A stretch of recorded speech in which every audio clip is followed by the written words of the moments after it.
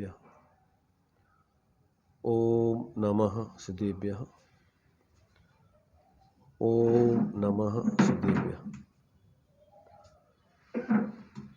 मंगलम भगवान वीरो मंगलम गौतमोगणी मंगलम कुंद कुंदाद्यो जैन धर्मोस्तु मंगलम सर्वमंगल मांगल्यम सर्वकल्याणकारकम प्रधानम सर्वधर्माणां जैनं जयतु शासनम जैनं जयतु शासनम।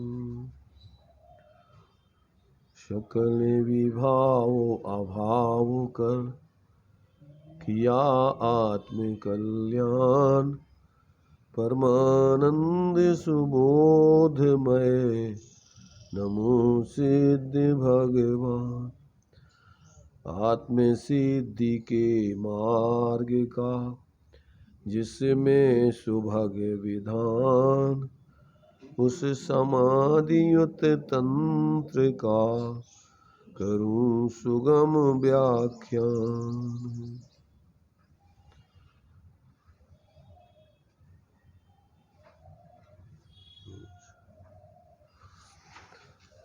16 नंबर का छंद अपना चल रहा है।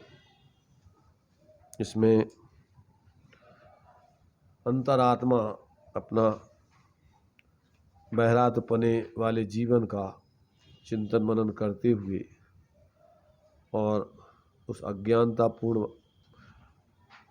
जीवन जीने के प्रति खेद वर्तते हुए अब आगे जब तक परमात्मा दशा नहीं हो जाए तब तक के लिए सजगता के लिए अब यहाँ अपने उस अंतरात्मपने के जीवन का और बहिरात्मपने के जीवन का तुलनात्मक विवेक करके अब अंतरात्मपने के जीवन को होशपूर्वक जीने की यहाँ दृढ़ प्रतिज्ञा करते हुए और आगे उस परमात्मा दशा को पाने के लिए अब दृढ़ संकल्पित होते हुए अब ये सारा जीवन उनका चल रहा है। तो यहाँ कुछ बिंदु इस 16वें श्लोक में जो विचार करने लायक हैं उनका अपन यहाँ पर विचार कर रहे हैं। अभी जो जीव बहरातपने के जीवन को जीता है, विषय कषायों में आसक्त होकर के प्रवर्तता है और स्वरूप से जो है च्युत होता है, उसका यहाँ पर विचार चल रहा है कि स्वरूप च्युति और विषय सेवन, विषय कषाय आदि का सेवन, इसमें क्या आगे पीछे कौन है अथवा समकाल है इत्यादि रूप से उसका विचार करते हुए और फिर आगे के लिए जो उस 16वें नंबर के श्लोक में जो बिंदु हैं उस पर विचार चल रहा है। तो अभी स्वाच्युति और विषय पतन की परिभाषा, माने किसे कहते हैं स्वाच्युति और किसे कहते हैं विषय में पतन होना, उसका थोड़ा सा स्पष्टीकरण चलता है। स्वाच्युति व विषय पतन की परिभाषा। आत्मा स्वयं है ज्ञानानंद मात्र। ज्ञानानंद स्वरूप में अपने आप का संवेदन करना तो है आत्म स्वरूप में लगना, और ज्ञानानंद स्वरूप अपने को न मान सकना, इस ही का नाम हुआ स्वरूप से चिगना। और विषयों में लगना इसका अर्थ है कि पंचेंद्रिय के विषयों के साधनभूत बाह्य आश्रयभूत स्पर्श रस गंध वर्ण शब्द हैं, इनको उपयोग में लगाना, उपयोग का विषय इन्हें बनाकर इष्ट अनिष्ट कल्पनाएं करना, इनका नाम है विषयों में गिरना। हाँ, ये जो है स्वच्युत, स्व की च्युति और विषयों में कषायों में पतन, उसका थोड़ा स्पष्टीकरण दिया है कि ये आत्मा स्वयं तो ज्ञानानंद स्वरूप है और जब ये अपने ज्ञानानंद स्वरूप का संवेदन न करते हुए, अनुभवन न करते हुए और उसको भूलकर और जब 5 इंद्रिय के विषयों को लक्ष्य करके और अपनी परिणति में फिर एकत्व ममत्व आदि के परिणाम करता है, उसका नाम है विषय पतन। देखो, स्वरूप से च्युति और विषयों में पतन, ये अपनी ही परिणति में ही चल रहा है। परद्रव्यों को तो मात्र लक्ष्य या निमित्त करता है और स्वाद्रव्य का लक्ष्य मात्र भूलता है। स्वाद्रव्य कोई अपनी परिणति से अलग गया नहीं और परद्रव्य अपनी परिणति में आया नहीं, अपने ज्ञान में आया नहीं, मात्र भ्रम पैदा हुआ। जैसे कोई व्यक्ति स्वयं होते हुए और अपने को भूलकर और कल्पना करके स्वप्न में कुछ भी अपने को मान रहा है, तो वो व्यक्ति तो स्वयं है ही और दूसरा व्यक्ति वो बना ही नहीं है। सिर्फ भ्रम से अपने ज्ञान में उसके ऐसी कल्पना भ्रांति हुई, मान्यता में इस प्रकार का भ्रम हुआ, परिवर्तन हुआ, भ्रम रूप, और ऐसे आचरण में भी निरंतर उसको अपने ज्ञान के विशेषों को लक्ष्य करके और राग द्वेष आदि की परिणति में, चारित्र में ऐसी प्रवृत्ति चालू की। तो ये अपने में ही ये सब ये स्थिति चल रही है। अंदर ज्ञान में ही भ्रांति है, ज्ञान में ही ग्रहण है, ज्ञान में ही त्याग है, बाहर में कहीं कुछ नहीं होता है। इसलिए अपने लिए आचार्य कुंद देव आदि जितने भी आचार्य हुए हैं, उनने कहा कि भैया ज्ञान में ही ग्रहण और ज्ञान में ही त्याग होता है, ज्ञान के अलावा बाहर में कहीं कुछ नहीं होता है। बाहर को तो निमित्त मात्र बनाते हैं अपन, एक औपचारिक उपचार व्यवस्था है वो। तो ये जब तक व्यक्ति को पता नहीं पड़ता तब तक वो बाहर में तो सब कुछ अनंत बार कर देता है, पर जहाँ उसकी भ्रांति है वो भ्रांति नहीं टूटती।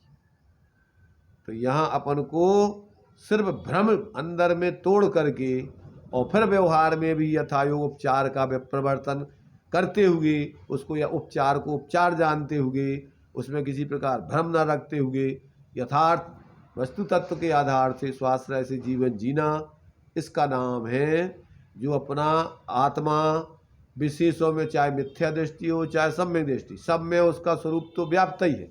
सम्यक दृष्टि को अपनी परिणति में व्याप्ता हुआ अनुभव करता है और मिथ्या दृष्टि अपने व्यापने पर भी उसका लक्ष्य छोड़ के और पर लक्ष्य करके भ्रांति से मानता है कि जैसे अपने में कोई पर आ गया। जैसे भूताविष्ट पुरुष और ध्यानाविष्ट पुरुष, न भूत आता है और न किसी को अपने ध्यान में ला सकता है, पर भ्रम से ही बस दोनों चीजें उसकी होती। तो ये अपन को माने राग द्वेष आदि विकारी परिणाम भी अपने ज्ञान स्वरूप आत्मा में प्रवेश नहीं करते। वो सब वास्तव में देखा जाए तो अपने ज्ञान स्वरूप आत्मा से कथनचित अन्य रहते। और इसी प्रकार पर तो अपने को माने किसी प्रकार से, एक प्रकार से चतुष्टय से भी नहीं छू सकते। राग द्वेष आदि तो कदाचित चारित्र आदि की विकारी परिणति दोष रूप अपनी परिणति में ही है कथनचित वो, परंतु वो अपने ज्ञान स्वरूप आत्मा में प्रवेश नहीं करती। एक अपेक्षा से वो भिन्न है और एक अपेक्षा से उसको अभिन्न भी कहा है, क्योंकि उसको ही अगर परद्रव्यों जैसे भिन्न मान लो तो फिर उसको अलग करने का और गुण स्थान प्रमाण वीतरागता प्रकट करने की व्यवस्था ही खत्म हो जाए। ये बात समझना चाहिए। तो यहाँ पर उसकी परिभाषा अपन को कि स्वरूप च्युति की, सच्युति क्या है और विषयों में पतन क्या है, ये एक संक्षेप में स्वरूप समझाया। अब आगे खुद की ठगाई। खुद की ठगाई भैया, विषयों में गिरना एक महान संकट है। कहाँ तो यह आत्मदेव शुद्ध ज्ञानानंद स्वभावी है, प्रभुता की मूर्ति, प्रभुता का स्वरूप, और कहाँ असार इंद्रिय के विषयों में उपयोग को फंसाना। कितना बड़ा संकट है इस जीव पर मोह में विषयों को भोग कर यह जीव मानता है कि मैंने बड़ी चतुराई का काम कर लिया। स्पर्शन इंद्रिय का विषय है, काम वासना की पूर्ति करना। सो यह जीव इन काम वासना में लगकर और किसी तरह अपने को समझा कि हम बहुत अच्छे ढंग से सफल हुए हैं और चतुराई मानते हैं, पर चतुराई कहाँ है? वह तो संसार में भटकने का उपाय है। जैसे कोई पुरुष किसी को दगा देकर छल करके अपना कोई काम बना लेता है तो वह मानता है कि मैंने बहुत चतुराई खेल ली, अमुक की आंखों में धूल झोंककर मैंने उसका अपना अमुक कार्य बनाया। अरे तुमने दूसरों की आंखों में धूल नहीं झोंकी, अपनी ही आंखों में धूल भर ली, और इतना बड़ा विकट संसार है। अपनी आंखों में धूल झोंक ली। इसमें और आगे नहीं जाना कि क्या भव धारण करके रुलेगा यह दगाबाज, यह मायावी पुरुष इसका वह ध्यान नहीं करता। जानता है कि मैंने दूसरों को चकमा दिया, पर यह चकमा खा गया खुद। देखो, इसमें खुद की ठगाई में इन्होंने एक वाक्य तीसरी लाइन में आया है कि जो विषयों में गिर कर के और अपने ऊपर महान संकट इसने डाला है, तो क्या है, ये आत्मदेव है तो स्वयं शुद्ध ज्ञानानंद स्वभावी प्रभुता की मूर्ति। अब क्या करता है, ये प्रभुता के स्वरूप, प्रभुता का स्वरूप, और कहाँ असार इंद्रियों के विषयों में उपयोग कुल फंसाना। कितना बड़ा संकट है इस जीव पर मोह में विषयों को भोग कर यह जीव मानता है कि मैंने बड़ी चतुराई का काम कर लिया। देखो, यहाँ कह रहे विषयों को भोग कर नहीं, मोह में विषयों को भोग कर। कहाँ भोगा इसने? ऐसा मोह में मान करके, कल्पना करके अपने ही विकारी परिणामों का भोग किया, ना कि विषयों का भोग किया। काय का भोग कर सकता है जी? अपने परिणामों को छोड़ के पर का, तो परद्रव्य गुण पर्याय को कैसे भोगेगा ये बताओ? इसमें तो आ ही नहीं सकता।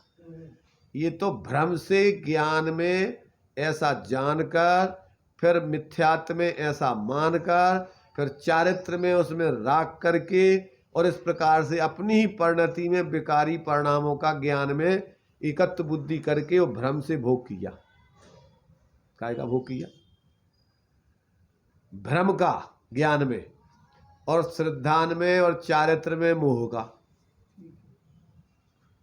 ज्ञान में तो भ्रम का भोग किया कि जैसे हम विषयों को भोग रहे हैं, वो तो भ्रम हो गया तुम्हें।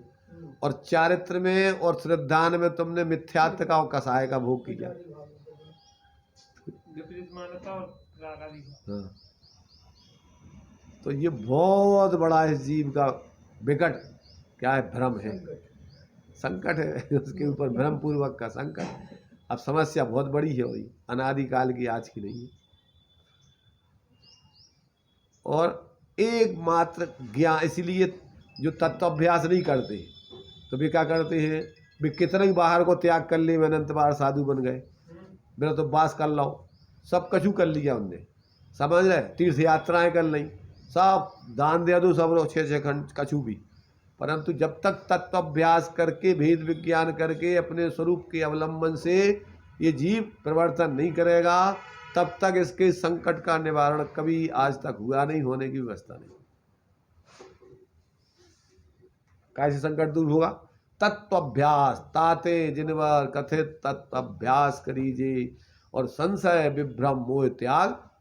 अपने ज्ञान में ही संशय छोड़ो, विभ्रम छोड़ो, मोह छोड़ो, और अपने को लखो, एक देखिए जानिए, रम रहिए ठौर, समल अमल भेदा भेद, नित्य अनित्य आदि विकल्पों को छोड़िए, बस यही सिद्धि नहीं हो। खुद की ये ठगाई। देखो, टेक्निक मात्र है यहाँ पर, एक मात्र सिर्फ कला है, सम्यक ज्ञान कला। और ये कला नहीं सीखी तो बला ही बला है जीवन में। रात दिन बलबलाते रहो, भागते फिरो, रोते फिरो, चीखते फिरो, चिल्लाते फिरो, किसी के पीछे लग जाओ, और चाहे किसी को पीछे लगा लो। बड़ा दिखने के 2 ही उपाय है, या तो बड़ों के पीछे लग जाओ, या स्वयं बड़ा बन के, बड़े बनने के लिए भीड़ इकट्ठी करके अपने पीछे लगा लो।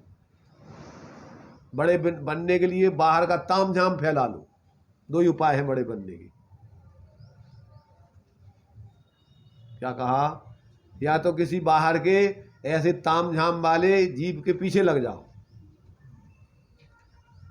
और या फिर स्वयं ताम झाम फैला करके नेता बन जाओ, तो लोक में मूर्खों में तुम बड़े कहलाओगे, श्रेष्ठ कहलाओगे, धर्मात्मा कहलाओगे।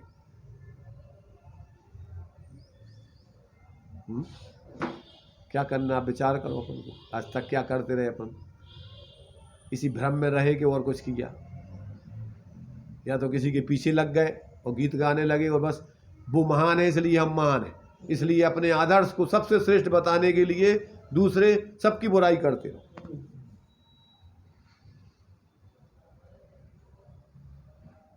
इसलिए भाई जब तक व्यक्ति को स्वयं माने तत्व ज्ञान पूर्वक आत्मबोध नहीं होता तब तक वो अपनी ठगाई से बच नहीं सकता है, और दूसरों को भी ठगने में निमित्त बनेगा। वो दूसरों को ज्ञान जगाने में निमित्त नहीं बन सकता है। ठगे जाने में निमित्त, ठगे या तो ठगा जाएगा या ठगने में निमित्त बनेगा। बहुत सुंदर तरीके से एक एक पॉइंट्स अपन को विचार करने चाहिए। एक एक पॉइंट देखो, धर्म तो बस इतना ही है। बस अगर तुम्हें ये समझ में आ गई टेक्निक तो पढ़ते जाओ सारे शास्त्रों में, इसके अलावा और कुछ नहीं बताया। यही कला समझाई अकेली बस इनके प्रकार। अब आगे देखिए, ठगने की अपेक्षा ठगा जाना एक दृष्टि से भला है। एक बार गुरुजी बड़े बरनी जी की शिकायत बाई जी श्री चिरौंजा बाई जी से उनके एक मित्र ने कर दी कि बाई जी, ये पंडित जी तो चाहे जिस दुकान से ठगे आते हैं, ठगाते हैं, जिस ग्राहक से जिस भाव जो कह दिया उसी भाव सामान ले आते हैं, उसमें दाम कभी नहीं ठहराते और रोज रोज ठग आते हैं। तो बाई जी बोली कि भाई, हमारा भैया ठग जाता है वो दूसरों को ठगता तो नहीं है। यदि यह दूसरों को ठगे तो इसे अपराधी माने। ठग गया, कुछ हर्ज नहीं, पैसे ही तो गांठ से गए, परिणामों से मलिनता तो नहीं आई, किंतु ठगने वाला तो अपने परिणाम मलिन करता है और ना जाने संसार के कितने संकट अपने सिर पर बांध लेता है। इस संसार में गर्व करने का स्थान नहीं है। यहाँ अपनी संभाल बहुत अधिक रखने की आवश्यकता है। देखो, बाहर का ठगा जाना, मान सम्मान पाना, ये तो आपके लिए पुण्य पाप आदि के ऊपर निर्भर करता है। और ठगने का भाव रखना और ठगने का भाव माने दूसरों को ठगने का भाव करना और बाहर में मान सम्मान पाने के लिए ताम झाम इकट्ठा करते रहने में लगे रहना, व्यवहार आदि कार्यों में धर्म के जो भी हो, ये अपने लिए अकल्याणकारी है। क्या कहा? ठगा जाना तो उदय के अधीन है भैया। पाप को उदय हुई है तो कोई ठग पे, और पुण्य को उदय हुई है तो वो लाख ठगने के प्रयत्न करे, वो उल्टो तुम्हारे लाने वो लाभ को कारण बनेगा, ठग नहीं सकता, वो खुद ही ठगा जाएगा। कहावत है बुंदेलखंड में कि जब भाग मारे जोर तो कूदो नींदे चोर। चोर भी तुम्हारा हित कर जाएंगे, तुम्हारी चोरी नहीं ले जा सकते। इसी प्रकार से कदाचित तुम्हारे जीवन में क्षयुपम ज्ञान कम हो और लोग तुम्हें मूर्ख समझें, समझदार न समझें, और तुम प्रयोजनभूत अपने आत्मा की भेद विज्ञान करके स्वरूप आराधना करते रहो, तो तुम्हारा कोई अकल्याण नहीं है। और अगर दूसरों की नज़रों में श्रेष्ठ बनने के लिए बाहर के पढ़ने लिखने में लगे रहो, व्याकरण में और दुनिया के कार्यों में, और भेद विज्ञान करके उस स्वरूप आराधना नहीं करो, तो तुम ठगाए गए हो। दूसरों में अच्छा दिखवे के लाने तुमने शास्त्री करी, बहुत पढ़ो लिखो और दुनिया में लच्छेदार वाणी में बोलत रहे, और तुम स्वयं अपने स्वरूप से च्युत रहे, मूर्ख बने रहे, तो ठगाए गए तुम।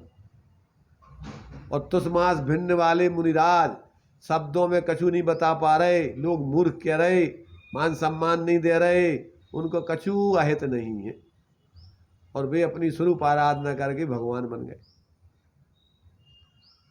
इसलिए कोरी बाहर की विद्युताई और बाहर के दिखाने के लक्ष्य से अपनी साधना की विराधना करना मूर्खता का लक्षण है। क्या कह रहे, समझना इस मर्म को। ज़्यादातर मूर्खों में क्या होता है कि बाहर की चतुराई मानी जाती है कि ये बहुत समझदार है, और पुण्य के उदय वाले की लच्छेदार जो भी बाहर का ताम झाम जो कुछ भी उसको मानत के बहुत बड़ा धर्मात्मा है। पर जिसको आत्म कल्याण करना है वो बाहर की इन सब परिस्थितियों से परे होकर अपने स्वरूप को समझकर अपनी स्वरूप की आराधना में लगता है। लोग क्या कह रहे हैं, क्या मान रहे हैं, उसको सबसे पहला भय, पहली बाधा मोक्ष मार्ग की बैरियर है ये मोक्ष मार्ग का व्यवधान है कि दुनिया की नज़रों में अच्छा दिखने के लिए तुम कर रहे कुछ भी, चाहे धर्म कर रहे हो, चाहे पढ़ाई शास्त्र पर प्रवचन आदि कर रहे हो, तो समझ लेना कि तुम अपने को ठग रहे हो, दुनिया को नहीं ठग रहे। इसलिए बाई जी ने ज़्यादा पढ़ी लिखी नहीं थी पर अंदर से पवित्रता थी, इसलिए समझती थी वो कि क्या धर्म है, क्या अधर्म है, क्या पुण्य है, क्या पाप है, तो सरल भाषा में भी समझा देती। भैया ने मान कसाए की लाने दान बोल दो, पैसा आते नहीं। अब बाई जी जो उनको फल वगैरह खावे को डेली पैसा देती, सुबह इकट्ठे करने लगे। कैसे कि अब पैसा चुकाऊ ने उधारी के दान बोल दो सो। एक दिन अब बाई जी के हाथ में पुस्तिका पड़ गई पोस्ट ऑफिस की, कहने लगे भैया जी तुम्हारे पैसा ही में पोस्ट ऑफिस में कहाँ से आ रहे तो हूँ करने लगे, नहीं बताओ सही बताओ क्या बात है। कहने लगे भाई जी संकोची हते बहुत, तो कहने लगे भाई जी क्या करे, एक दान बोल रहा हो तो सबने बोल दो, अब पैसा तो हते नहीं, अब कहाँ से देवे, तो आप तुम हमारे लाने जो फलों की लाने देत होगी, तो हम सोचा दे धीरे धीरे इकट्ठे करके समसूर नवनीत जैसा और फिर चुका देंगे। उनने कही देखो बेटा दान दो जात है, उधार नहीं करो जात, कितने पैसा बोले बताओ, जे ले जाओ चुका के आओ, और आज के बाद ऐसी गलती नहीं करना। दान बोली नहीं लगती दान की, दान का तो विधि द्रव्य दात्र पात्र विशेषा तद विशेषा, जहाँ जरूरत है पात्रों को जीवों को उसको उसके लिए दो तत्काल, उसके लिए सहयोग करो। उधारी खा तो धंधो हैगा, दुकानें आ जाएगा। कुछ दिन के बाद उनने कभी इस प्रकार की गलती नहीं करी। मूर्खों की नजरों में तो जो बहुमत से चलने लगता है वही प्रसिद्ध हो जाता धर्म के नाम पर। धर्म का है सही का है उससे किसी को कोई मतलब नहीं, और कोई व्यक्ति बोले भी तो उसको अकेले को दबा दिया जाएगा कि तुम बड़े धर्मात्मा, इतने लोग सब मूर्ख ही हैं सब। परंतु भीड़ से बहुमत से धर्म नहीं होता है, सत्य की तुलना नहीं होती है, सत्य का माप नहीं होता है। सत्य तो सत्य ही से मापा जाएगा, धर्म तो धर्म से ही मापा जाएगा, भीड़ से बहुमत से उसका मूल्यांकन नहीं होगा। तो जो समझदार होते हैं तो वो इस प्रकार का अपना अविवेक पूर्ण कार्य नहीं करते। तो ये भाई जी ने कह दिया सीधे साधे शब्दों में कि भैया हमारा भैया जो है कोई को ठगत तो नहीं है, कोई को ठग लिए थे तो वो जाने, और जहाँ जाने जा रहा हूँ, अब वो उनको हिसाब किताब, पर इनके लाने इनका गलत भाव नहीं है, किसी को ठगने का भाव नहीं है। तो कम से कम अब पुण्य पाप कोई भाव नहीं समझ में आ रहा है, तो ये तो धर्म तो इसे और ऊंची बात है कि ठगने का भाव पाप का भाव है और ठगा जाना पाप का उदय है। तो उदय तुम्हारे हाथ में नहीं है भाई, भाव नया करने आगे बंद होगा पाप का, वर्तमान में तुम चालाक कहलाओगे। इसलिए विवेकी व्यक्ति विवेक पूर्वक जीता है, ना किसी प्रकार से किसी को ठगता है, ना दूसरों की नज़रों में अच्छा दिखने के लिए कोई कार्य करता है। जो उचित है, जो धर्म है वो करता है, और जो नहीं कर पाता है तो बराबर उसकी श्रद्धा रखता है, भावना भाता है, पर किसी को व्यर्थ में अपने को झूठा नहीं दिखाता वो। इस प्रकार से ये जो है ये विवक्षा बताई कि ठगने की अपेक्षा ठगा जाना कोई बुरा नहीं है, मतलब वो तो कदाचित पाप के उदय में होता है, पर ठगना पाप भाव है, उससे तुम्हारी दुर्गति होगी और यहाँ भी आप बुरे कहलाओगे। अब स्पर्श और रस के विषय सेवन का संकट, अब एक एक विषयों का खुलासा करके संकट बता रहे हैं उसका। स्पर्श और रस के विषय सेवन का संकट। विषयों की प्रीति इस जीव के लिए महान संकट है। स्पर्शन इंद्रिय के विषय की बात तो और इससे होने वाली हानियां तो सबके अनुभव में है। इतनी गंदी बात का क्या विस्तार करें, पर रसना इंद्री की भी बात देखो क्या हो गया। यदि आज सेकंड जब तक जीभ पर स्वादिष्ट भोजन है, रस ले लिया, भोग समझ लिया, तो उससे क्या लाभ लूटा। कितने ही कर्म बन गए, आत्मस्वरूप को भूल रहे हैं और घाटी नीचे माटी बन गया। साधारण भोजन करते हुए आदमी की सुध रह सकती है, और रसीले भोजन तो आसक्ति के प्राय कारण होते हैं। इन रसीले चटपटे व्यंजनों के प्रसंग में आत्मा की शुद्धि करना बहुत कठिन बात है।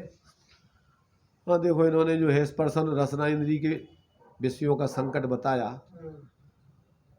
तो उसमें मूल में तो ये बता रही है कि देखो स्पर्शन इंद्री के विषय सेवन की तो बड़ी दुर्दशा है, उनको वर्णन का करें हम। एक एक जीवों की दुर्दशा अपन देख रहे हैं। कुत्ते जो है जब वे भोग के पीछे पड़ते हैं, एक दूसरे कुत्ते से लड़ते हैं और कीड़े पड़ जाते हैं और सड़ सड़ के मरते हैं, अपन इसलिए बोलते कुत्ते की मौत मरोगे। तो ऐसे ही मनुष्यों की दशा है, विषय के पीछे ना वो छोटी उम्र देखता है, ना बहन देखता है, ना बेटी देखता है, ना माँ देखता है, ना कुछ देखता है, अंधा हो करके, और उस विषयों में कहते हैं प्राण गंवा देते हैं एक एक जीव, और ऐसी दुर्गति के पात्र होते हैं। और रसना इंद्री के विषयों का क्या है कि अब थोड़े समय के लिए इधर जवान तक रहती है, इसके बाद में अंदर चली गई, माटी मिट्टी बन गई, मलमूत्र बन गया। उसमें क्या दम है, कितने समय का उसमें तुमने आनंद काय का कल्पना है। वो तो इसमें कोई वास्तव में कोई सुखमुख तो है नहीं, भ्रम से इसको ऐसा लगता है, उसी समय इसकी दुर्दशा होती है। और मूल में तो देखो अभी हमने बताया था, मूल में तो बाहर तो निमित्त बनाता है, अंदर तो अपने ज्ञान में ही भ्रांति चल रही, ज्ञान में ही भ्रम हो रहा है, और कसायों का मोह का भोग कर रहा, पर द्रव्य को तो भोग नहीं सकता। ये तो पर को निमित्त बना करके और मानता रहता है कि हम इसको भोग रहे हैं। किसको भोग रहे हैं?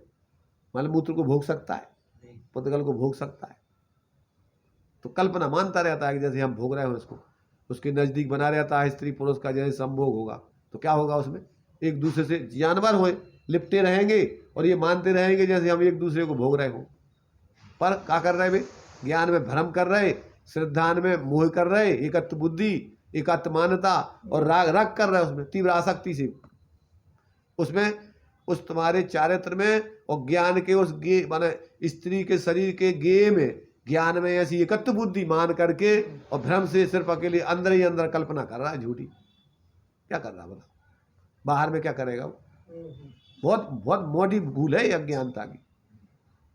जिसको भेद विज्ञान हो जाता है वो भ्रम में नहीं रहता है, ऐसा समझ रहे ना?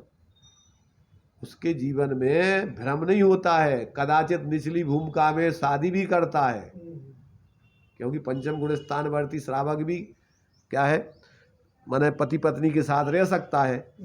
अविरत दशा में तो 3 तीर्थंकरों ने 96,000 शादियां की, बच्चे भी हुए, परंतु कोई मूर्ता पूर्वक भोग नहीं हुआ उनका। वेद विज्ञान पूर्वक एक प्रकार से भावदीपिका में दिया है कि जैसे रोग के निदान के लिए औषधि सेवन करता है, ऐसे उस औषधि को विवेक पूर्वक प्रवृत्ति करते हुए निर्वृत्ति करता है उसकी, और भोगने की रुचि नहीं है। तकलीफ को निवारण करने के लिए जैसे दवाई मजबूरी में खाता है, अरुचि भाव से खाता है, ऐसे हे पने से उस पर प्रवृत्ति करके वो उसको छोड़ता है। तो ये बहुत ही क्या है, ये सारी चीज़ें तत्व ज्ञान पूर्वक आत्माराधक के जीवन में संतुलित प्रकार से चलती हैं, किसी प्रकार से कोई भ्रांतिपूर्ण उसकी प्रवृत्ति नहीं होती। ये बराबर अपन को समझना चाहिए। तो यहाँ अब आगे का जो है एक एक विषय की जो है इसके संकट बता रहा है, ये खुलासा करके। गंध विषय सेवन का संकट। गंध विषय सेवन का संकट, ऐसी ही बात इस बेकार नाक की समझ लीजिए। गंध सूंघ लिया तो क्या लाभ लूट लिया। कोट के कॉलर पर सेंट, कान की मोनेरी के बीच में पोआ, खुशबूदार कार्ड जेब में रखकर और कोई छोटी सी इत्र की शीशी दान बनाए रहना, सामने इत्र भरने का बर्तन, इसके 4-6 हल्की हल्की कटोरी रहें और सामान रहे, तो इस सबसे कौन सा अभ्युदय लूट लिया, इससे अपने स्वरूप का विस्मरण किया। रात दिन अब कान में फुज्जिया लगी है, तो अब उसको स्वरूप तो एक तरफ का, उसको तो एक ही गंध, बस बार बार गंध लेता रहे। तम्बाकू खाए बारो, मुंह में घुसो है तम्बाकू को जड़ना, अब वो उसको निरंतर जो है उपयोग उसमें जुड़ा हुआ है। माने कितनी गिरफ्तता है उसको, एक क्षण उस विषय से विरक्त नहीं होना चाहता, इतनी तीव्र आसक्ति है। अपने स्वरूप की 24 घंटे में स्मृति है। कोई कोई तो सोच में भी खाते रहती है। मर करके एक इंद्रिय आदि बनते ऐसे जीव जो तीव्र आसक्ति से जीते, क्योंकि बिल्कुल वही बन जाओ तो मित्र बन जाओगे पेड़ पौधों में जाके, क्या बनोगे? जब तुम्हें इतना इत्र पसंद है तो वही शरीर को धारण कर लोगे, उसी माय हो जाओ फिर जाके, बस उसी केवड़े के पेड़ में पैदा हो जाओ, तो वही 24 घंटे वही शरीर में सूंघत रहो एकत्र बुद्धि करके। इसलिए भैया बहुत पागलपन के काम है। इसी प्रकार आगे देखो, रूप का विषय सेवन का संकट। रूप विषय सेवन का संकट। हाँ, वैसे तो अब उस पर रसना इंद्री का अलग था, रूप का अलग है। हाँ, चक्षु इंद्री से मानो किसी का रूप देख लिया तो उससे क्या लाभ पाया? अरे हाड़ मांस पसीना लोहू इनका लोथड़ा ही तो है, और थोड़ा रूप भेद हो गया, काला हुआ, सांवला हुआ, पीला हुआ, सफेद हुआ, धरा यहाँ क्या है, मिलता क्या है? लेकिन रूप दर्शन का लोभी यह पुरुष अथवा कोई अचेतन पदार्थ बड़े चमकदार सुहावने बन गए, उनका लोभी पुरुष कौन सा अभ्युदय पा लेता है? अपना समय गंवाता है, मन खोटा करता है, कर्म बांधता है। एक निर्णय रखना कि मुझे किसी अन्य पदार्थ से कुछ प्रयोजन नहीं है, मेरा तो मेरे में निवास करने का काम पड़ा हुआ है। अरे इस निर्णय के कारण अपने सत में विहार करता हुआ कुछ इसे लाभ मिलता। बिहार करता तो इसे कुछ लाभ मिलता। मैंने कहा ये कहाँ बिहार कर रहा हूँ अपने उपयोग से ही तो बिहार करा, तो कहा है शरीर को तो पैदल पुद्गल को पढ़ मना है। तो मतलब ये है कि ये जैसे अब एक एक इंद्री के विषय के लोभियों को अपन को भौरा के लिए पतंगा को बताया, भौरा को तो ग्रहण इंद्री का दिया, पतंगा के लिए दिया है चक्षु इंद्री का, और वो पढ़ करके अग्नि में उसी में जल जाता, सुहा हो जाता है। इतनी आसक्ति विषयों की है, प्राण गंवा देता है। तो ये तो अपन देखो प्रकट देख रहे हैं कि एक एक इंद्री के, जहाँ एक एक इंद्री के विषय में ऐसी दुर्दशा है, और जहाँ पांचों इंद्रियों के विषयों में व्यक्ति आसक्त हो, तो उसकी कहना क्या है। इसलिए जो लिखा है समझ लेना, बाहर में तो कुछ आता जाता नहीं, ज्ञान में भ्रांति से मानता है, और कसायों में मोह से इस प्रकार परिवर्तन करता है। अब इसी प्रकार कर्ण इंद्री का विषय संकट। कर्ण विषय का संकट बा विषय पतन में निज का ज्ञान। भैया खो दिया जीवन को, इसने विषयों के यत्न में मिला क्या? शल्य, आकुलता, चिंता, श्रम, विडम्बनाएं, ऐसी ही कर्ण इंद्री के विषय की बात है। सुन लिया राग भरा शब्द, सुरीला शब्द, और राग को प्रज्वलित कर दिया, तो इससे लाभ क्या पाया? यह जीव अपने आप के स्वरूप से चिग कर विषयों में पतित हो जाता है, और उन विषयों को पाकर के ऐसी भूल में हो जाता है कि इसने अपने आप को जाना ही नहीं कि मैं क्या हूँ। ये इंद्रियां ज्ञान कराने का साधन है, विषयों में पतित करने का साधन नहीं है, विषयों में पतित करने का साधन नहीं है। पर इंद्रियों द्वारा से पर इंद्रिय द्वारों से ज्ञान होने के साथ साथ जो राग द्वेष की वृत्ति लगी हुई है, इष्ट बुद्धि बनी हुई है, उसकी प्रेरणा से यह जीव विषयों में पतित हो जाता है। हाँ, कह रहे भैया ये तो देखो 5 इंद्रियों के माध्यम से तो ज्ञान होता है व्यवहारिक दृष्टि से, पर उससे कोई हानि नहीं है ज्ञान से। पर संगे जो इसके भ्रम पूर्वक राग द्वेष के भाव चलते हैं, मोह के भाव, ये इसके लिए हानिकारक है। क्योंकि सम्यक दृष्टि भी 5 इंद्रियों के विषयों के विषय जानते तो है, पर वहाँ मोह राग द्वेष नहीं है, इसलिए जान करके भेद विज्ञान करके सहज रहते हैं। इसलिए 5 इंद्रियों के विषयों को विषय जानना वो हानिकारक नहीं है। भगवान के ज्ञान में सब आ रहा है, परंतु मोह राग द्वेष नहीं करते, भ्रम नहीं है उनको, पर को अपना स्वरूप नहीं मानते, अपने इष्ट नहीं मानते, अनिष्ट नहीं मानते, तो उसको कोई समस्या नहीं।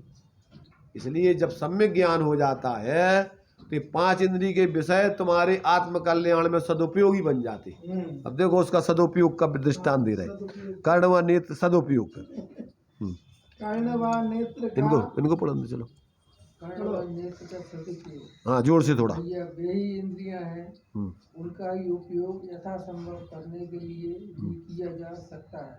कान भी यूं ही है, बैराग से भरे हुए भजन की किसी सुरीले स्वर वाले के मुख से सुन लिया और अपने आप में उसका भाव भर लिया जाए तो लो कान का सदुपयोग हो गया। इस प्रकार ही जब तक वह चक्षु इंद्रिय चल रही है तब तक स्वाध्याय से अधिक उपयोग दे। कदाचित आगे वृद्धावस्था में जबकि दिखना ही बंद हो जाएगा, फिर क्या करोगे? अरे जब तक आंखें काम कर रही हैं खूब स्वाध्याय करो, देव दर्शन करो, सत्संग करो। इन आंखों से धर्म नीतियों के दर्शन करें। आत्मजनों धर्मात्मा जनों के साथ रहें। अधिक से अधिक धर्मार्जन। धर्मात्मा जन हम उनकी नजर के सामने रह जाए, ऐसा उपयोग करें। मोही जीव अज्ञानी जीव भी दिखते रहने से आत्मा के आशय में भी अंतर पड़ जाता है। जब तक यह नेत्र इंद्रिय काम कर रही है, अधिक से अधिक धर्म के साधन, धर्म की मूर्तियाँ, धर्मात्मा जनों के दर्शन में समय बीते। मतलब ये कह रहा है कि देखो वही चीजें तुम्हारा ज्ञान जागृत हो जाए तो उसी का सदुपयोग करके आत्म कल्याण में निमित्त बना लो, और अगर वही तुम्हारे लिए मूर्खता है तो वही संसार बढ़ाने के कारण बना करके तुम मोह राग द्वेष करते हुए संसार बढ़ा लो। ये तो तुम्हारे ऊपर है। सदुपयोग के हैं, वही दुरुपयोग। हाँ, तो ये तो मतलब ये तुम्हारे ऊपर है। वे पदार्थ अपने आप में ना अच्छे हैं ना बुरे हैं, तुम्हारे ऊपर उनके उपयोग के ऊपर निर्भर है। तो कहते भैया तुम्हारा ज्ञान जागृत हो जाएगा तो वही चीज़ें तुम्हें आत्म कल्याण में व्यवहार से सदुपयोगी बन जाएंगी, और उनका तुम सदुपयोग करके यथायोग पापों से बचोगे, व्यवहार धर्म मार्ग में लगते हुए अपने स्वरूप आराधना करोगे। इसलिए आप ज्ञान को जागृत करके इन सब का सदुपयोग करके अपने जीवन को सफल बनाओ। अब बेचारी बेकार नाक का सदुपयोग। नाक बेचारी बेकार सी है, इसका तो सदुपयोग क्या बताएं। हाँ, इतना ही बहुत है कि ठीक प्रकार से वायु का आना जाना रहे। मैंने इससे श्वास लेते रहो, यही से तुम जिंदा तो बने रहोगे कम से कम। और उसका सदुपयोग क्या करें। यह नाक हमें तो बहुत बेकार लगती है, फायदा कुछ न पहुंचाए और जीवन को बर्बाद करने वाली यह नाक ही है। नाक के पीछे लड़ाई झगड़े हो, नाक के पीछे जायदाद खत्म कर दे, कितनी बर्बादी के कारण है यह नाक। हाँ, सदुपयोग इसका नहीं है, यही है कि वायु का आना जाना ठीक प्रकार से रहे, धर्मात्मा जनों के वातावरण को साधती हुई रहे। मैंने ये देखो क्या है, देखो इसका सदुपयोग एक तो 2 प्रकार से नाक का अर्थ किया उन्होंने। एक तो नाक माने अपन नाक का सवाल है, इज्जत बना लेते समझ रहे ना। तो कह रहे अगर तुम नाक की मोही जीवों की नाक का सवाल आता है तो मर मिट जाते हैं, केस करते करते लड़ते लड़ते अदालतों में, फिर हाथ में कुछ नहीं, दुर्गति के पात्र होते।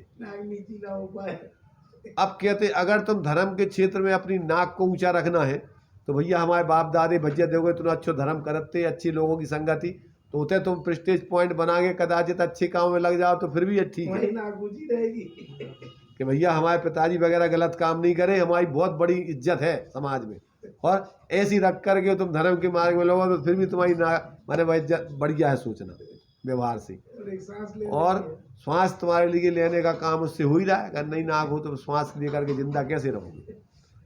इसलिए उसका सदुपयोग और दुरुपयोग अब तुम्हारे ऊपर है कि तुम किस रूप में कर रहे हो। आगे दिया है जिह्वा का सदुपयोग।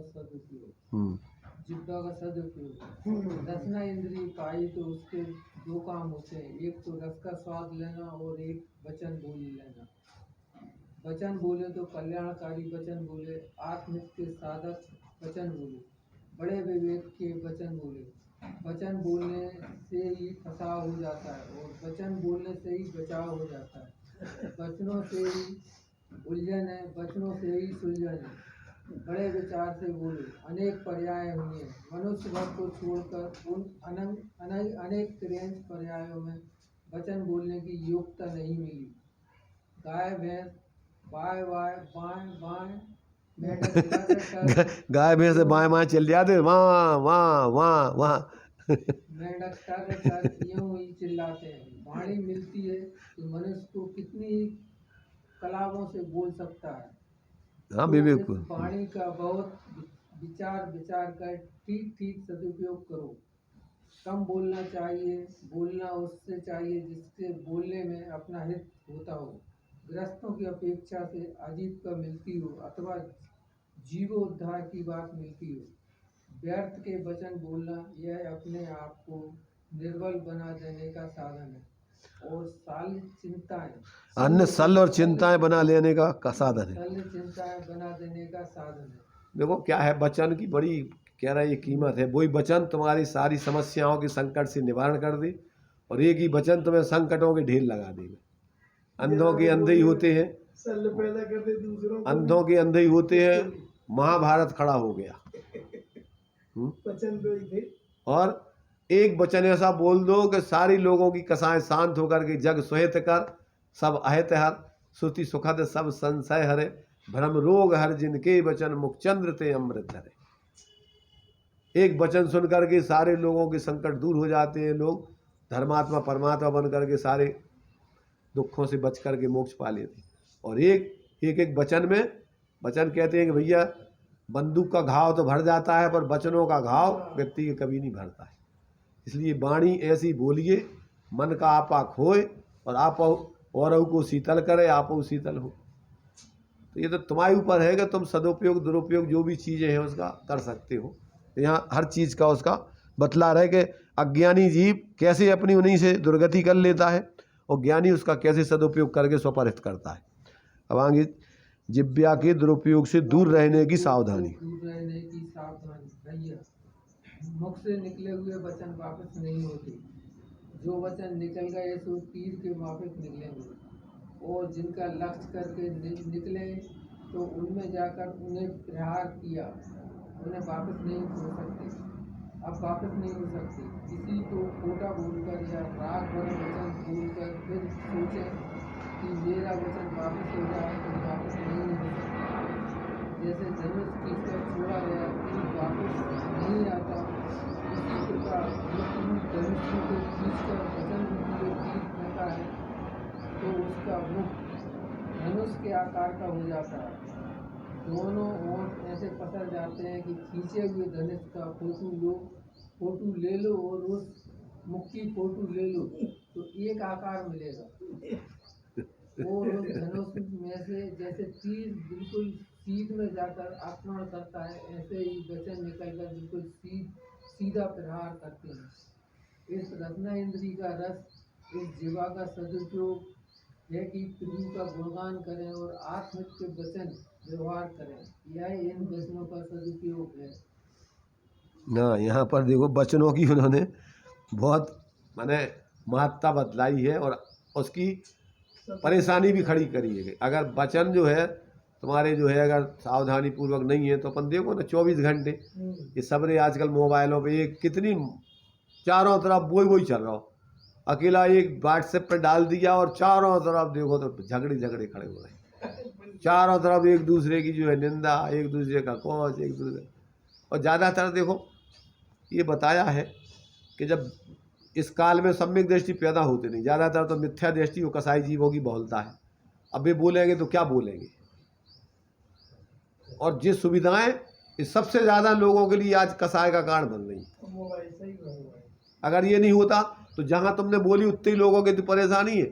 आज तो एक वचन तुमने बोला अमेरिका के राष्ट्रपति ने, पूरे विश्व में पूरे विश्व में फैल तहलका मच जाता है। एक आज किसी ने कुछ बोल दिया पूरी समाज में फैल जाता है। इसलिए ये बताया है कि अज्ञानी जीव तो मन में हो सो मन ही में रखिए,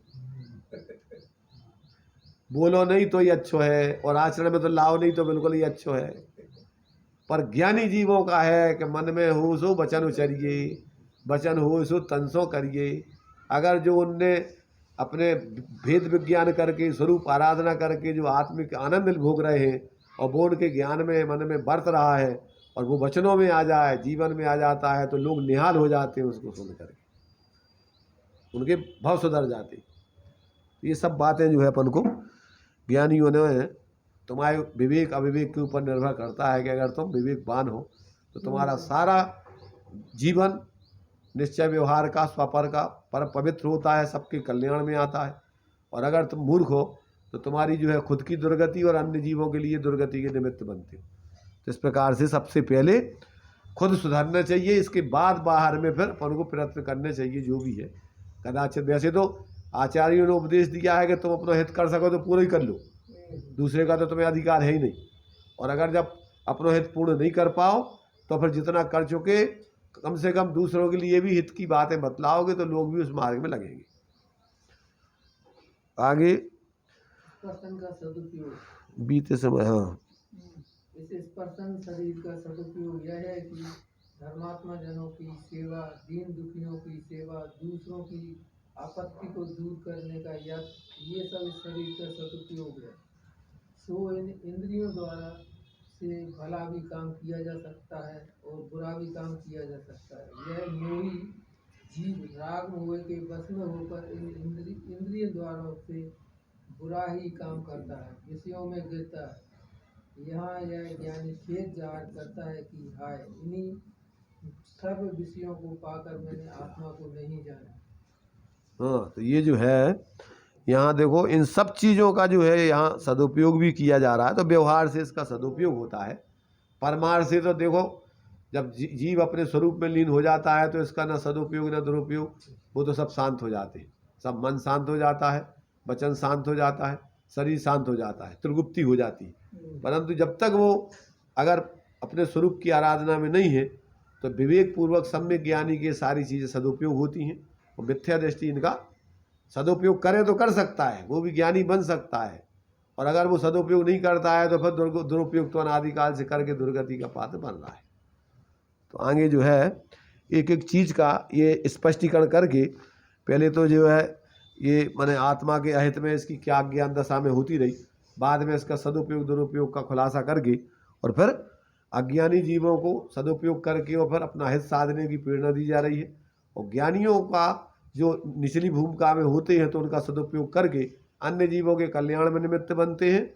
और खुद भी जब तक संसार में रहते हैं तब तक वो संसार की दृष्टि से वो अच्छे पदों को पा करके और वास्तव में दुर्गति के पात्र नहीं होते। ये दोनों बातें इसमें सिद्ध की गई हैं। आगे जो है देखिए अब इसमें असंभवता। अशोक तुम पढ़ लोगे जोर से? अशोक भाई जोर से। बीते समय की वापसी की असभ्यता, असंभवता,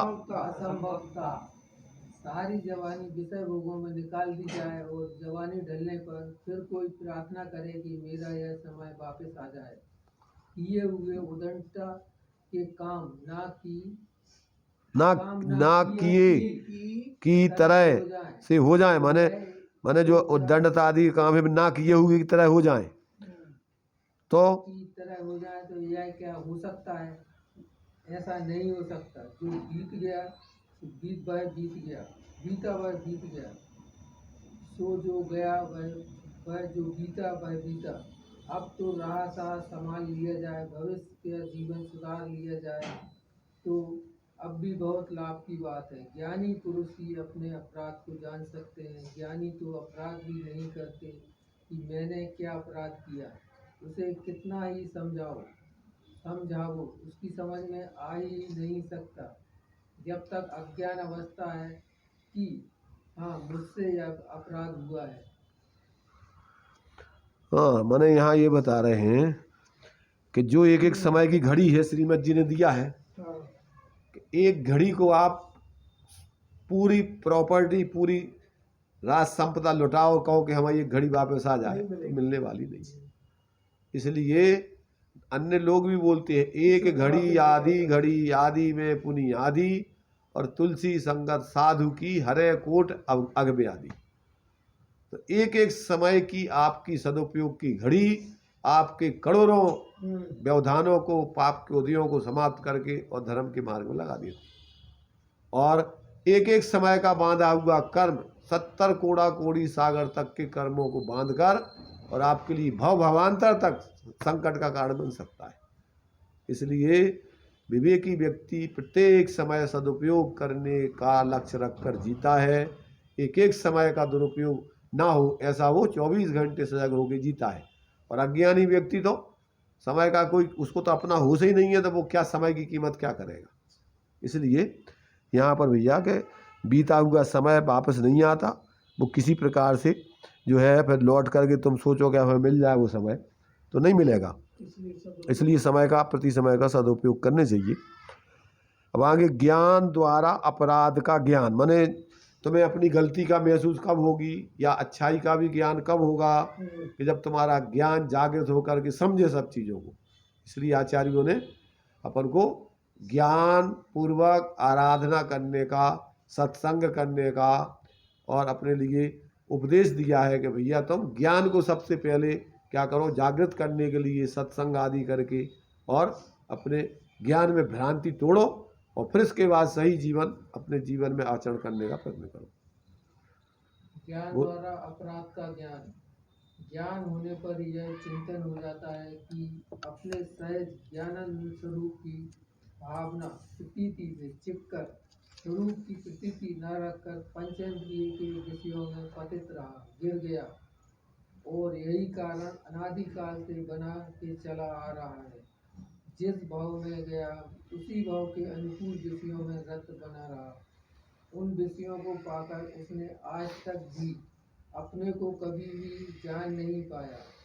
भैया अब देखो तो लो, अन्य के मोह में लाभ मिलेगा या आत्मस्वरूप की संभाल में आलाभ मिलेगा, यह बात सुनने को नहीं है कि किंतु भीतर ही भीतर साहस बनाने की बात है। कौन रोकता है, पर कुटुंब के लोग चिल्लाते रहे और तुम हाँ में हाँ भरते रहो और भीतर ज्ञान स्वरूप की भावना बनाओ, तो उससे कोई छेड़छाड़ नहीं कर सकता, कोई रोक नहीं सकता। कर्तव्य यह है कि हम अपने काम में अपने में ही गुप्त रहकर, हम काम में नहीं, हम अपने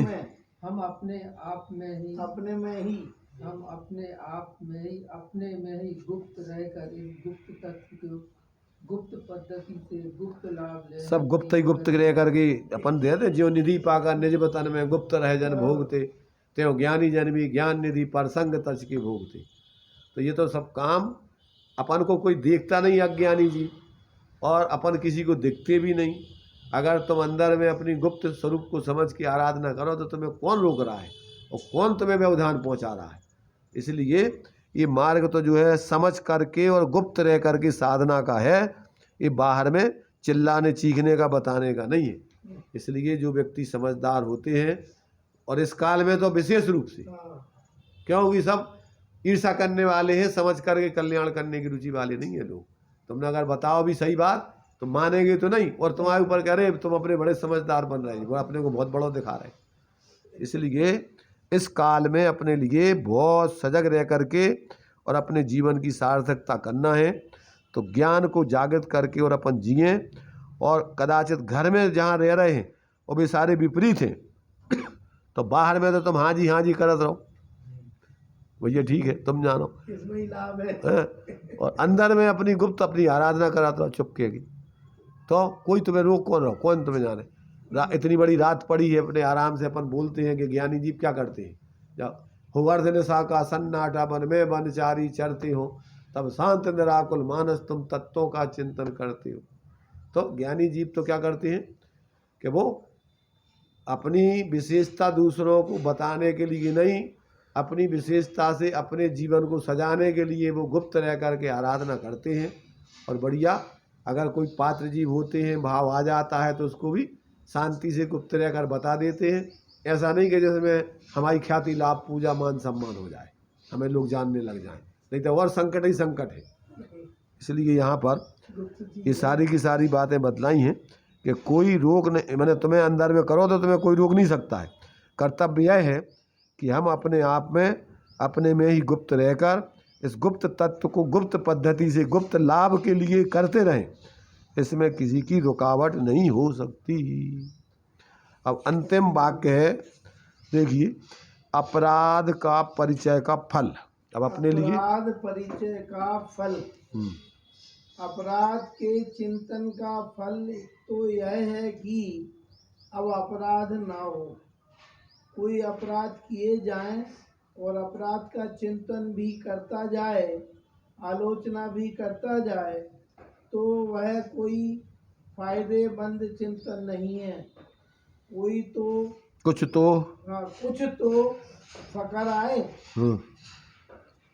फकर जानते हो? हाँ फक्र, हाँ, वही फक्र है मुझे अपने आप में। कुछ तो फक्र आए। अब यह ज्ञानी जीव विषयों से हटने पर और अपने स्वरूप में लगने पर तुल गया। उसका दृढ़ संकल्प है। तुल गया माने जैसे अमृत चंद आचार्य कह रहे कि अब हमने मोह को नाश करने के लिए कमर कस ली है तो तुल गया। तो अब वो बस जो अपन को अच्छा कार्य है उस कार्य करने के लिए कमर कस ली उसने। तो अब तो बस वो तुल गया, मतलब अब जैसे तखरिया पे डाल दो तो तुल जाता पूरे उस तखरिया के, पूरे तखरिया पे हो जाता। ये इस काम के लिए हम तुल गए, लग गए, पूरे के पूरे उसी पे लग गए। तो ऐसा जो है उसका दृढ़ संकल्प है कि जो भूल हुई है तो हुई, पर अब यह भूल ना की जाएगी। इस तरह अपने अभीष्ट प्रयोजन के लिए यानी पुरातन अपराध का विचार करता है। अब देखो ये जो है, मैंने इतना अपन ने जो अभी अंतरात्मा का प्रतिक्रमण का विचार किया ना, ये सब कि हमने क्या अविवेकता में बताओ, तो वो उसका प्रयोजन क्या है कि पहली चीज तो अपराध बोध हो जाने पर अपराध को दोहराया ना जाए, निरपराधी जीवन जिया जाए। और अब आगे जब तक अपने लिए अपना पूर्ण लक्ष्य प्राप्त ना हो जाए तब तक सजग रह करके आगे आगे क्रम से बढ़ता रहा जाए। उसी में संतुष्ट नहीं हो जाएगा, जितने में अपन ने समझ लाओ जो पाला बस उसी में संतुष्ट हो जाए। आगे के लिए अपन ने जो गलती कर रहे थे वो गलती तो दोहराए नहीं। और अब जो वर्तमान में अपन जो है आगे अपन को अभी पूर्ण परमात्मा दशा पाना है। जो अपन बोलते बहिरातम ता हे जान तज अंतरात्म हुजे और परमात्म को ध्याय निरंतर जो नित आनंद हुजे। अब अपने लिए परमात्म को ध्याय निरंतर के दो अर्थ होते। एक तो जो अंदर में अपना स्वभाव से परमात्म स्वरूप है, आत्मा का सामर्थ्य रूप विद्यमान है जो परमात्म स्वभाव, उसको परमात्म को ध्याय निरंतर जो नित आनंद हुजे। तो एक तो अपने लिए उसी का ध्यान करते हुए तो उससे अपने आनंद की क्रम क्रम से वृद्धि होगी, आनंद प्राप्त रहेगा। और परमात्मा को ध्येय बनाओ निरंतर के अपन को इस दशा यहाँ पहुँचना है। उस परमात्मा दशा के प्राप्त हुए बिना कहीं रुकना नहीं है। निरंतर जो अपन को बोला जाता ना कि पूर्णता के लक्ष्य से की गई शुरुआत ही सच्ची शुरुआत है। तो यदि आप उस अपनी पूर्ण दशा का लक्ष्य रख करके प्रवृत्ति नहीं करोगे तो कहीं अटक जाओगे, भटक जाओगे। क्या करना कि निरंतर अपने लक्ष्य को, जैसे कोई व्यक्ति शिखर जी जा रहा है तो जब तक शिखर जी नहीं पहुंच जाएगा रास्ते में किसी स्टेशन पर वो रुकेगा नहीं। और अगर लक्ष्य भूल जाए, जैसे अपन पहले तो क्या है, देखो आज तो बहुत अपने पास साधन है, कई दिन में पहुंच जाते थे। पहले तो महीनों लग जाते थे, गाड़ियों से पैदल जाते थे। तो क्या करते थे, सुबह उठ करके सबसे पहले कि अपन कहाँ जावे के लाने निकले हैं, काय की याद आऊँ थे, अपने लक्ष्य की याद आती है पहले तो। और फिर इतने अपन कहाँ खड़े हैं तो जल्दी अपन को निपटा के आगे बढ़ते हैं। इतने को अपन जो कजूस अपन को काम करने थे और इतने को काम करें और जल्दी आगे बढ़े। ऐसे ही जो श्रावक के सटकर्म है, सबसे पहले उसको देव पूजा रखा गया है। काय के लिए? देव पूजा काय के लिए? मतलब वो लक्ष्य की पूर्ति के लिए। कैसी लक्ष्य की पूर्ति? तो जैसे देव है वैसे हमको बनना है, इसलिए उनको पूज रहा है। सबसे पहले अपन को देव पूजा का मतलब ही है कि अपन को अपने ये यहाँ पहुँचना है हमें। बस। ये दशा हमारी अपन को चाहिए है। अब वो दशा कैसे पाई है? तो गुरु उपासती, जो उस मार्ग पर चल रहे हैं उनकी संगति करो। देव पूजा गुरु उपासना, जो उस मार्ग पर चल रहे हैं उनकी संगति करो कि अगर वो दशा उस लक्ष्य को पाना है तो जैसे ये चल रहे हैं ऐसे उस मार्ग पर चलो। Second number. और अब चूंकि गुरु उपासती जब तुम करोगे और वे तुम्हें जो उपदेश देंगे कि भैया तुम अभी किस भूमिका में हो, तुम्हारी क्या पात्रता है, तुम्हें क्या करने चाहिए, तो अपना स्वाध्याय स्वयं को अध्ययन करो कि हम कहाँ खड़े हैं, अब हमें कितनों करने चाहिए, आगे बढ़ने के लिए हम किस भूमिका में हैं। तो जो गुरु उपदेश देवे उसको अपना जीवन में स्वाध्याय मैंने स्वयं के ऊपर लागू करके जियो। तो देव पूजा गुरु उपासती स्वाध्याय, और जो भगवान ने उपदेश दिया है उसको भी अध्ययन करो, मनन करो, चिंतन करो कि अपन को किस किस भूमिका में कैसी कैसी स्थितियाँ बनती है। तो वो उनका उपदेश, भगवान जिनेंद्र के वाणी का उपदेश सुनो। देव पूजा गुरु उपासती स्वाध्याय। अब जब तुम्हें समझ में आ गया तो तुम्हारे जीवन में अनावश्यक छूटेगा, आवश्यक आएगा। उसका नाम है संयम, एक देश और पूर्ण रूपेण। जितनी सामर्थ्य हो कीजिए शक्ति प्रमाण। तो फिर तो तुम्हारे जीवन में फिर संयम अनावश्यक छूटता जाएगा, आवश्यक आएगा। उसका नाम है संयम। और आगे क्या है? देव पूजा गुरु उपासती स्वाध्याय, संयम और तप। अब तप का मतलब होता है इच्छा निरोध तपा। तो अब अपने लिए और जो अभी आवश्यक है, जब अपनी आत्माराधना करेंगे तो वे भी अपने लिए अनावश्यक होते जाएंगे। स्वरूप आराधना करोगे तो अपनी इच्छाएं अपने आप क्षीण होती जाएंगी। तो क्या होगा कि आप जो भी अपने लिए वास्तव में स्वरूप आराधना करने वाला है तो उसकी इच्छाओं का निरोध होता जाता है और कष्ट सहिष्णु होता जाता है। बाहर की प्रतिकूलताओं में, परेशानियों में घबराता नहीं है। भोजन नहीं मिलने पर, कम मिलने पर, रस नहीं मिलने पर, ये सब तप के बाह्य रूप और अंतरंग रूप है। इंसान ऊनोदर, व्यक्ति परिसंज्ञान, रस परित्याग, विभक्त। हाँ, तो बाहर की प्रतिकूलताएं आने पर भी बुद्धिपूर्वक प्रतिकूलताओं को ग्रहण करते हुए अपनी आत्माराधना करें।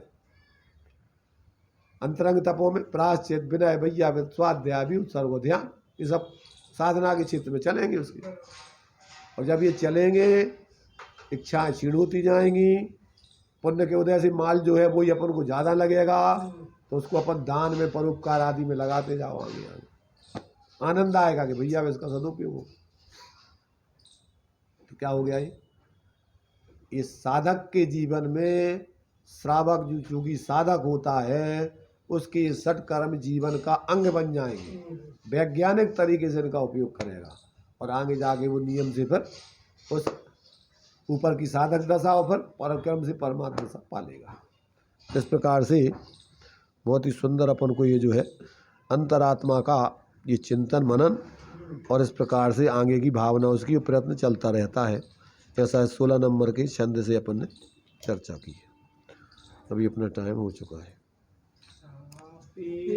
अमृत जिन बचन निरपेक्ष सत चैतन्य घन दर्शारहे परिहार अनुभव करो हे भक्तजन तीर्थंकरों के विरह में यदि ना रहे जिन बचन तो सफल हित कैसे करें इस जगत में फिर भक्तजन अज्ञान बस भ्रमते रहें पशुवत सदा ही दुख सहे धनी धन्य है वे जीव जो जिन बचन सुन निज हित करें।